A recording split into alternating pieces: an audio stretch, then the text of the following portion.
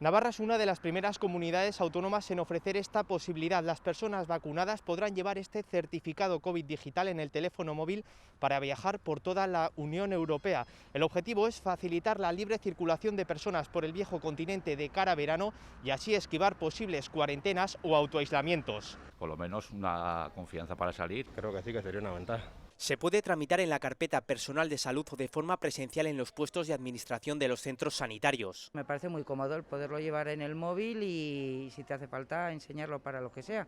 La ciudadanía también da luz verde a esta prueba piloto. Una medida de evitar posibles riesgos y volver a empezar otra vez con la pandemia más fuerte, otra vez, alguna ola. Tanto en su versión electrónica como en papel contiene un código QR con firma digital que verifica de forma segura la autenticidad y validez del certificado con el fin de eludir falsificaciones. Te aporta un poco de tranquilidad, al menos en mi caso aún no, que no lo tengo porque no me he vacunado. Pero bueno, los que lo puedan tener.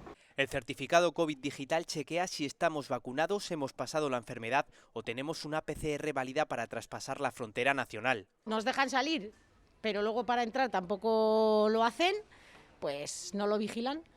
Pues seguiremos igual. O sea, que nos pidan a nosotros para poder viajar y a gente de fuera que venga no le pidan, no me parece lógico. Una especie de pasaporte sanitario que se ha desarrollado conjuntamente con el Ministerio de Sanidad y la Unión Europea. En el caso de Navarra lo han puesto en marcha los equipos de Servicio de Tecnologías de Salud del Departamento de Innovación. Se beneficiarán más de 170.000 personas en la comunidad foral. A Francia pasaré y me imagino que me hará falta. No lo he pedido porque no voy a ir. De momento no me voy a ir. No, porque tampoco, como no voy a salir tampoco. En España su puesta en marcha será de forma escalonada según la situación de cada autonomía siempre que el Consejo Interterritorial dé el visto bueno a esta nueva herramienta. Se prevé que finalice su despliegue en todos los países europeos a partir del 1 de julio.